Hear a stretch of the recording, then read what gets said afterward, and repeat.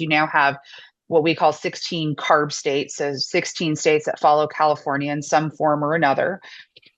There's actually 11 states that have adopted ACC2 out of that 16. Um, we're no longer dealing just uniquely with California's specific needs. And when you calculate that out, if you, especially if you use the 16 states, that's roughly 40% of the US marketplace. That's 40% of American consumers that are going to be impacted by this.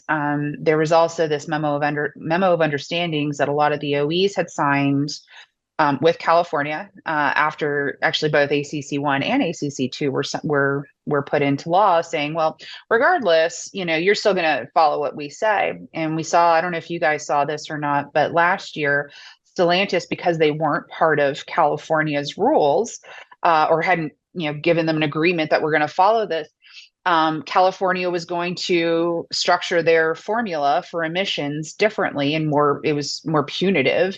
There was an announcement by Stellantis that they were no longer going to ship ICE vehicles where they have a hybrid or EV version available to any of the CARB states. Wow. And so, they've now, Stellantis now, I think, since come to an agreement with California. But the fact is that California is still impacting a significant number of the American population. But as we've used in some of our press releases, we're not the United States of California. We're the United States of America.